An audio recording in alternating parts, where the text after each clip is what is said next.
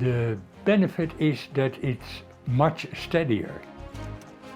And then we made two masts out of it, 30 meters long. They're still talking about it. Are you the one? You made those masts? That's not possible. I said, well, we did it, so. That was always a small group, and everybody knew everybody else, so that was fun.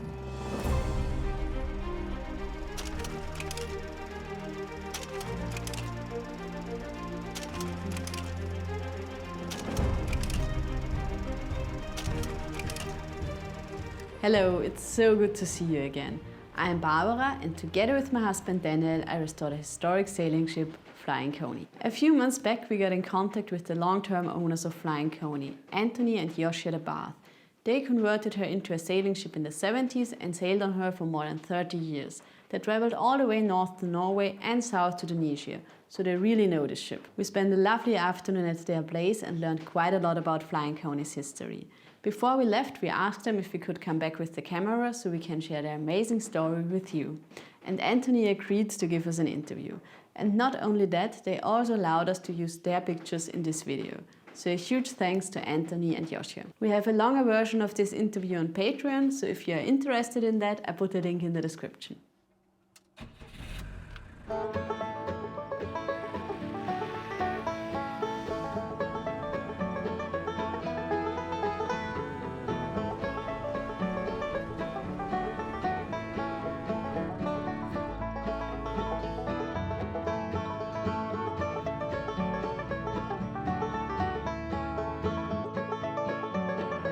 Today is a very exciting day because we're driving to the previous owners of our boat.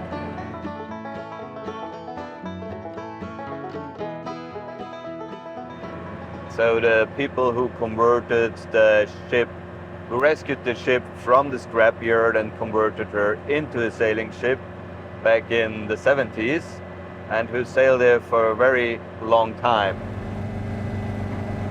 They're really nice people, and I'm glad that we can take you folks with us.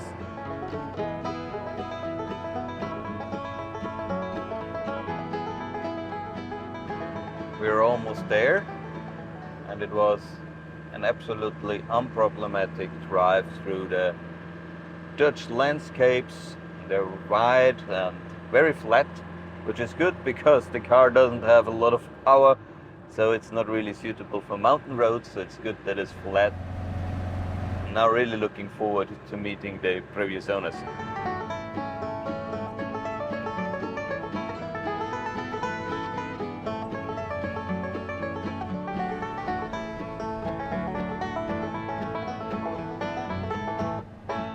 When Antony and Josje found the ship, she was already laid up for several years because of a broken engine. And since it wasn't worth to replace the engine and continue fishing, she was due to be scrapped. If it wasn't for them, who saw a great sailing ship in this shipwreck, Flying Coney wouldn't exist anymore. So they literally saved her from the scrapyard. Over the years, Flying Coney had many different names. Tiny, Lendert and Eckhart when she was still fishing, Sally before we bought her, and Josje and Antony named her Ran.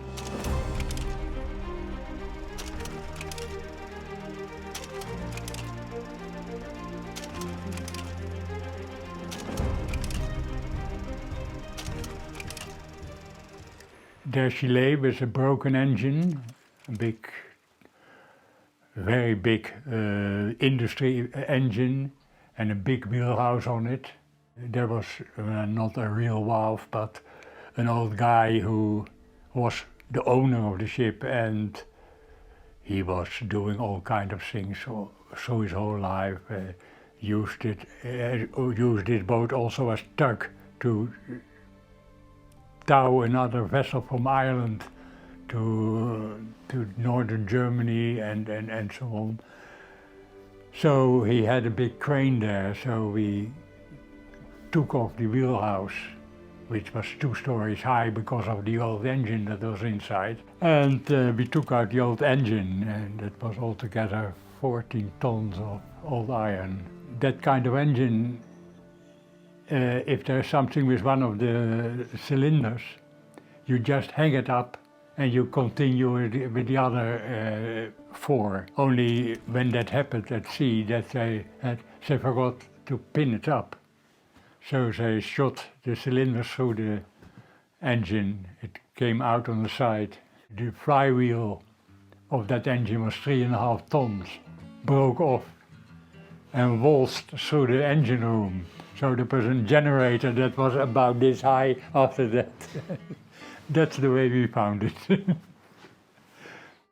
Back in the days when we were sail racing, we always wanted to be as cool as surfers, and soon we figured out that that wasn't cool enough. So we sailed a faster boat.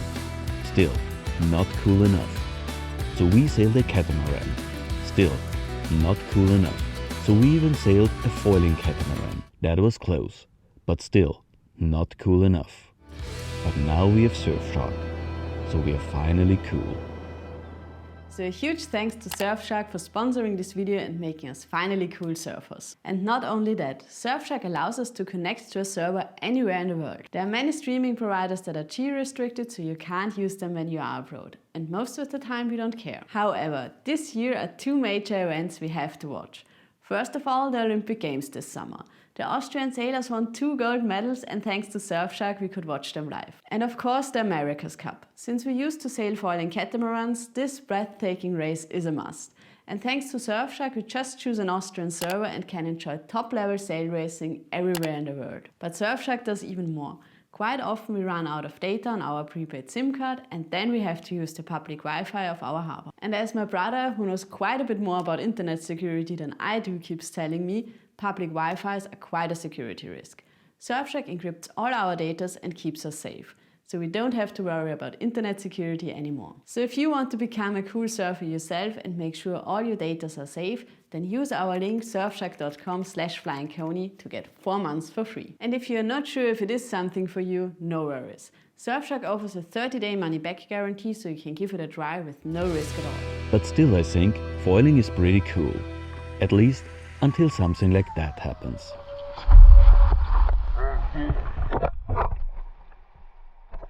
After Antony and Josje bought the ship, they had to rebuild pretty much everything. And they had to design a sailing rig. So pretty much the same things we have to do now. So we took everything out. Then we towed it here to Denver. Here we started rebuilding again. The first step is putting in another engine, because then it was all open, it was easy to put it in before we started rebuilding a new wheelhouse.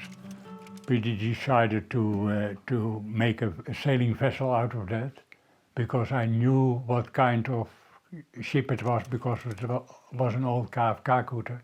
I've been sailing since I was 6, so I designed a new sail plan for it.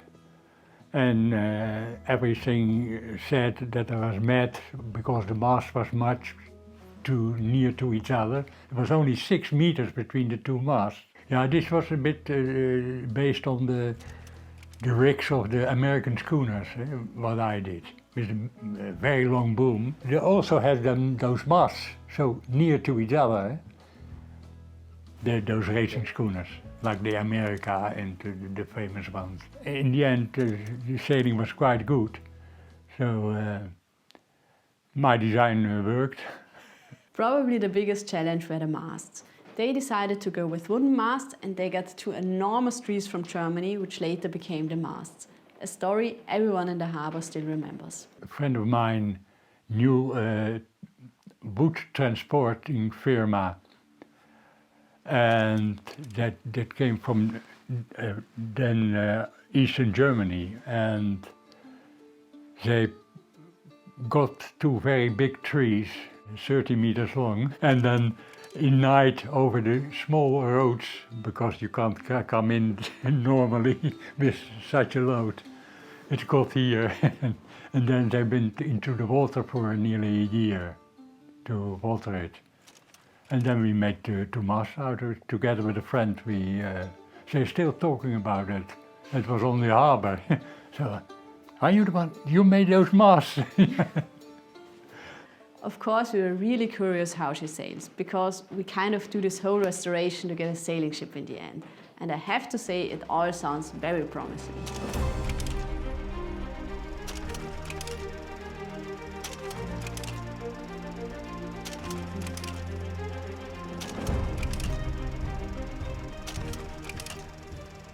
She was sailing quite well, even tacking. With the square sails that was less, of course. That's a special technique to tack with a square rigger, but it works. She was reasonably fast. Normally we counted on some 8 to 9 knots. Once we did 14, 15 knots. So that was here on, above the island with quite a lot of wind, but a southwestern wind. We were called by one of those guys pulling a seismic cable, and I was looking around. I said, I don't see anything. I said, yeah, but there is one who's coming with nearly 50 knots. He said, yeah, that's we. Oh, then you know no engine, no engine, you can keep on. Antony and Josje experienced all kinds of different weather during the many years they sailed the ship, and she always proved to be very seaworthy. She heeled over is about 23 degrees, and that's it. She's very stable. And with the waves, you know, when you're on the ocean, you hardly notice the waves. They are that big that you will go up the hill, down the hill, and that's it. Yeah, sometimes here on the North Sea, especially the southern part, we once had a wave that was falling on top of the wheelhouse. So. Since they often sailed short-handed, so only the two of them with a full brigantine rig, Antony came up with many clever ideas to make sail handling easier. I had a very small fishery winch that was near the mainmast, and that was hydraulic, and that was for the mainsail. But the mainsail, together with gaff and boom, was about 1,000 kilos. Staysail in between was rolling, and the outer jib was also rolling. The other were just hoisted. And the fisherman's staysail was also, that stayed up there, and you only had to pull it out. You remember the total sail area? I think around 360 square meters. How long was your main boom? Yeah, it's 12 meters, 10 meters up, and the gaff was also 10 meters. So if we had to reef, that only happened 1 or 2 times, and you were alone, that was a very big, heavy sail, I just lowered the gaff, so it came alongside the foreside of the sail, exactly the same distance. You tie it there, and then you have a trysail.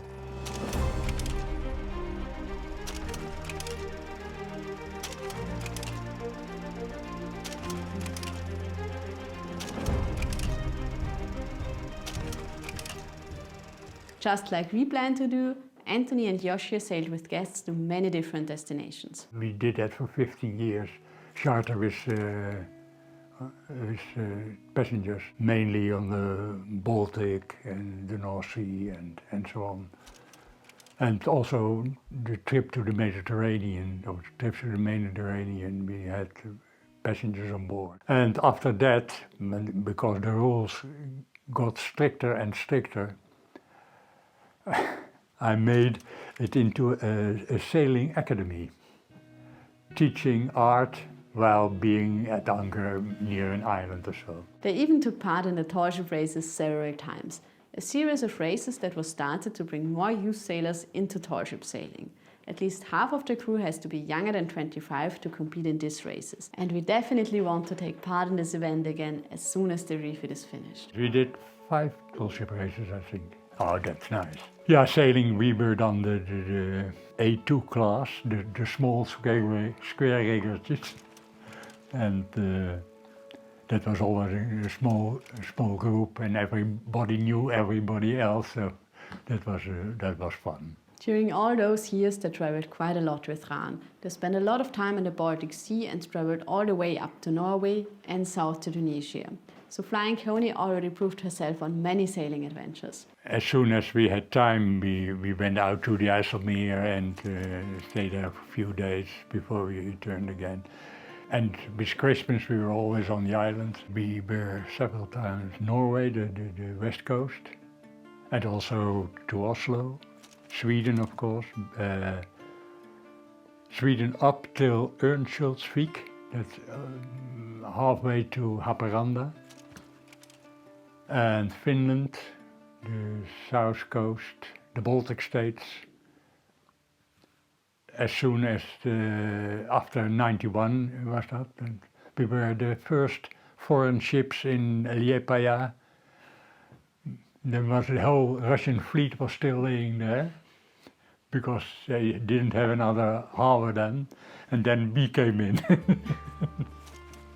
And yeah, and then Litouwen, Poland a lot. Eastern Germany as soon as you were allowed in, because that was strict. Poland we always could go without a problem. But Eastern Germany was absolutely, and they were shooting at you as soon as you came too near. And for the rest, yeah, Belgium, England, France, Spain, Portugal, Malta, we spent the winter there, Tunisia, Morocco. That's about it.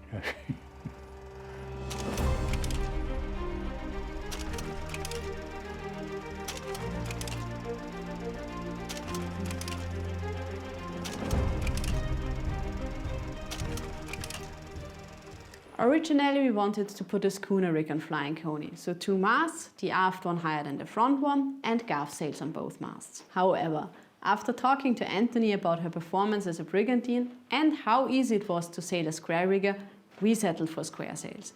Especially since we plan to do longer trips, they are the better choice. The benefit is that it's much steadier.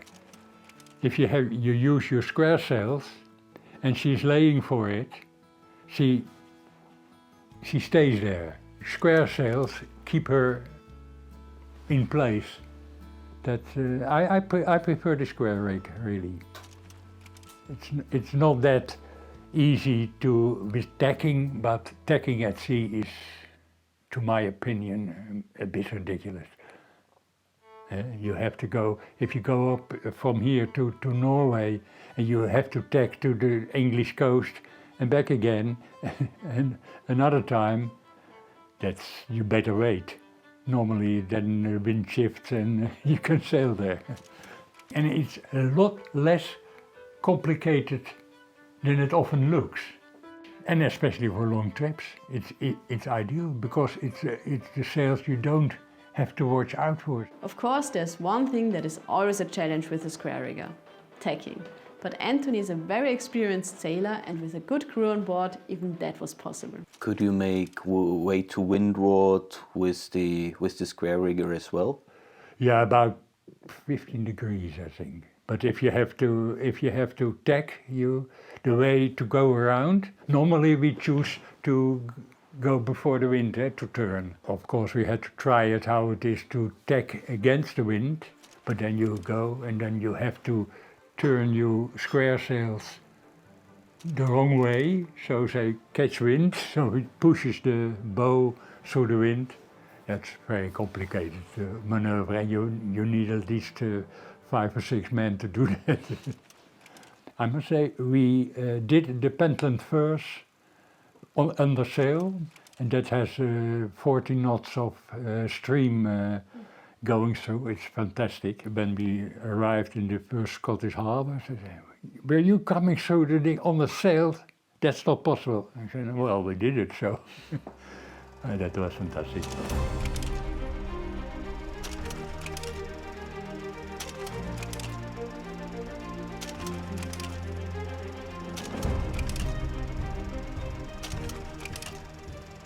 After many years sailing Raan, Antony and Josje decided it was enough sailing.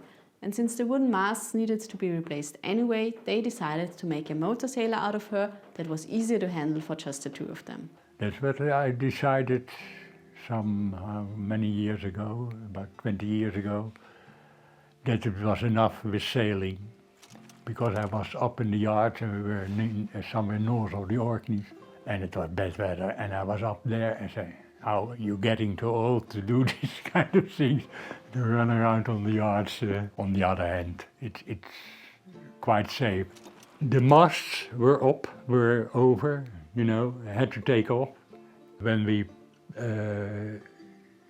got the mast from the ship, one of the front mast was broken. You couldn't see that because the splints of wood were so long, so it was still in and the rigging kept it.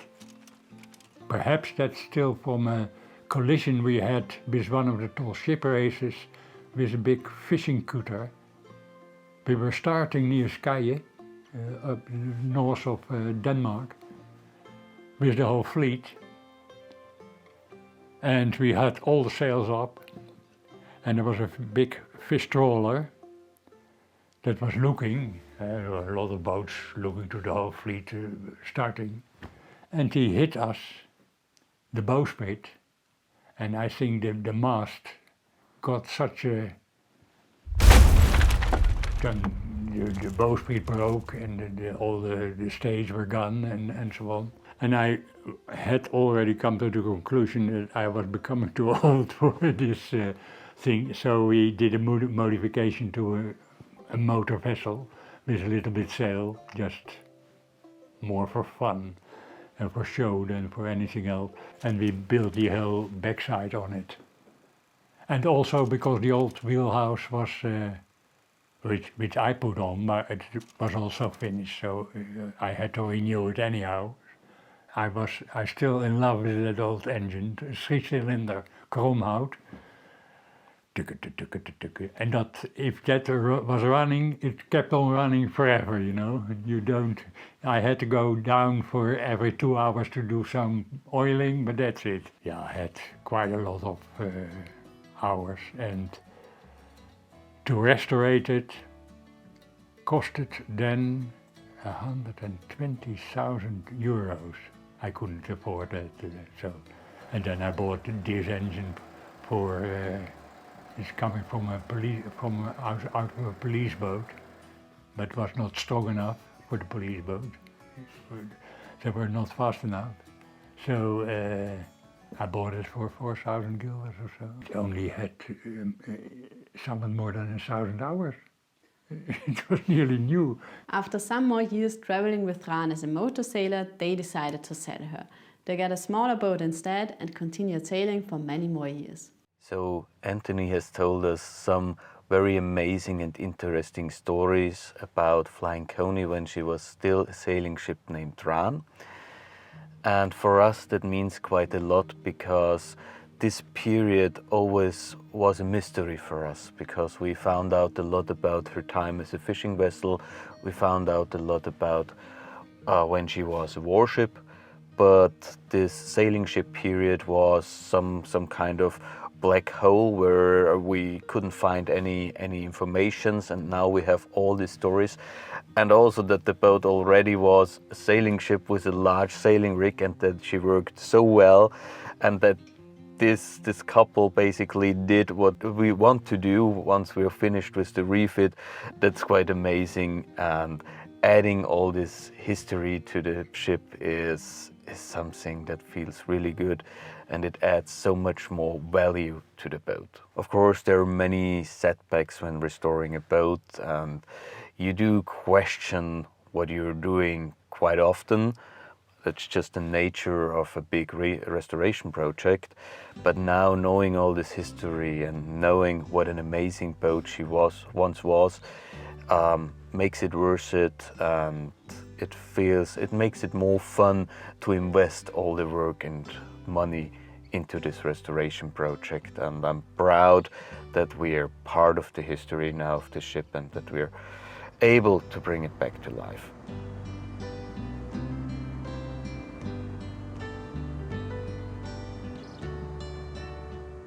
For us, meeting Antony and Josje was really important. It changed quite a lot of how we think about this whole refit project now. A family lived and sailed on the ship for many years and did exactly what we want to do.